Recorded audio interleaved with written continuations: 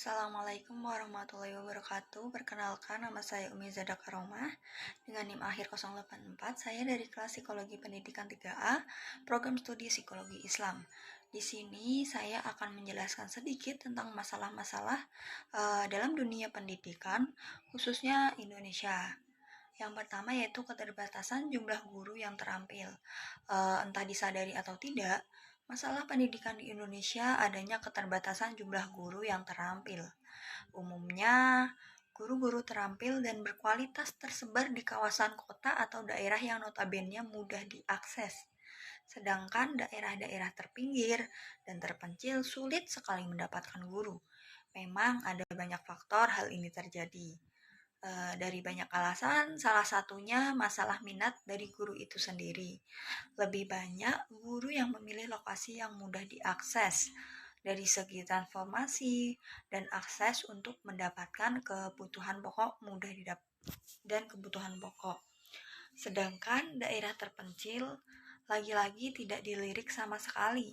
Mungkin ada saja guru yang terpanggil hati untuk bertugas di daerah terpelosok yang minim akses. Sayangnya hanya 1:10 saja. Jumlahnya pun sangat kecil sekali, sehingga wajar saja jika terjadi kesenjangan tenaga guru yang terampil di pelosok dan di kota. Sehingga terdapat pula kesenjangan kualitas lulusan peserta didik. Tidak heran jika regenerasi yang tinggal di pelosok nyaris tidak terekspos atau muncul ke permukaan.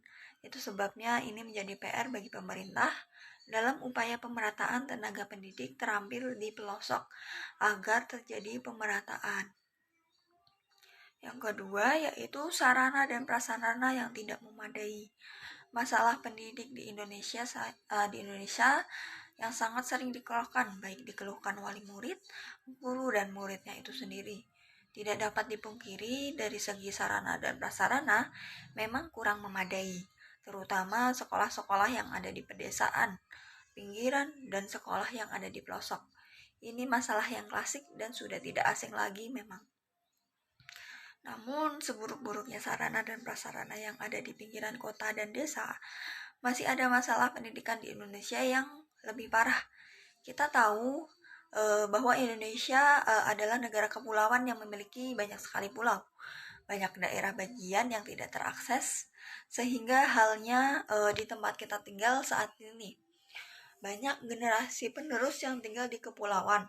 Mereka tidak hanya terbatas pada sarana dan prasarana saja, tetapi terbatas dalam banyak hal. Misalnya ada di salah satu pulau, mereka harus melintasi pulau seberang setiap hari agar bisa masuk sekolah. Hidup dengan keterbatasan koleksi buku karena tidak terakses dan tidak terjamah. Belum lagi masalah tidak ada jaringan listrik, sehingga mereka harus menggunakan penerangan tradisional. Padahal sekarang sudah era globalisasi. Bahkan dunia teknologi yang serba terhubung dengan dunia luar. Tetapi masih ada daerah yang belum terjamah di tanah air kita. Sebenarnya dari masalah sarana dan prasarana tidak memadai ini untuk membanding sejelek sarana prasarana yang sebagian putra-putri rasakan, selama masih ada akses listrik dan melek bahkan bisa mengakses internet dengan bebas, itu sudah lebih baik. Memang ada kekurangan dari pihak pemerintah dalam melaksanakan peran pendidikan, tetapi apakah kita selamanya akan menyalahkan dan menuding? Alangkah baiknya tetap berjalan dan belajar dengan giat meski mengalami keterbatasan, karena keterbatasan sebenarnya bukan sebagai alasan. Yang ketiga yaitu minim bahan pembelajaran. Tidak dapat dipungkiri, masalah pendidikan di Indonesia juga terbentur pada kurangnya keterbatasan bahan. Wajar menurut saya, karena memang dari kesadaran akan literasi di Indonesia termasuk di urutan akhir. Dari sudut perspektif lain, menurut saya bisa jadi bukan karena masalah minimnya bahan pembelajaran, tetapi masalah kurangnya kesadaran untuk membuat inisiatif mencari modul pembelajaran. Yang keempat, mahalnya dana pendidikan.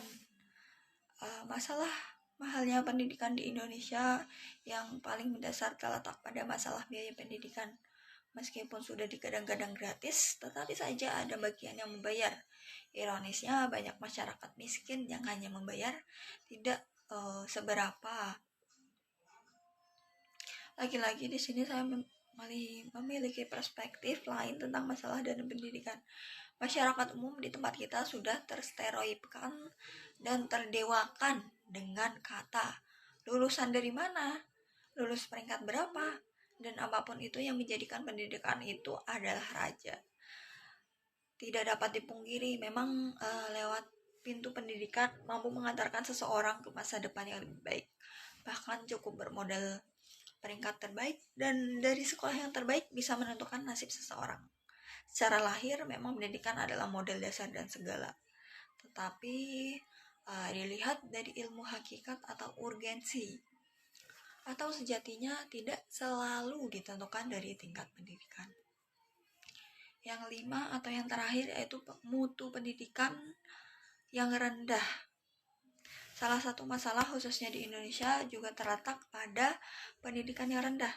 Masih menyambung pembahasan di atas, salah satu penyebab rendahnya mutu pendidikan bisa saja disebabkan oleh perspektif masyarakat secara umum, di mana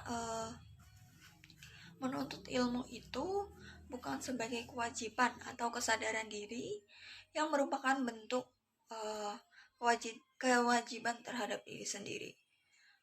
Saya menyebut belajar sebagai kewajiban setiap masing-masing individu, sebagai bekal hidup dan bekal untuk belajar hidup dari rasa lapar. Sayangnya belajar sebagai kewajiban kini bergeser mencari pangkat gengsi dan mendapatkan gelar. Disinilah awal mula mutu pendidikan rendah. Kok bisa? Karena tujuan yang dicapai menjadi berambigu. Banyak yang berbondong-bondong mengejar statistik atau pengangguan, tidak mengejar esensi dari pembelajaran itu sendiri. Analogi versi saya, kita fokus mencari wadah ember yang bagus, lupa fokus untuk mengisi ember tersebut. Untuk pendidikan bisa tinggi jika fokusnya terletak pada isi ember, bukan pada bentuk ember. Bukankah begitu? Sekian yang dapat saya sampaikan, kurang lebihnya mohon maaf. Wassalamualaikum warahmatullahi wabarakatuh.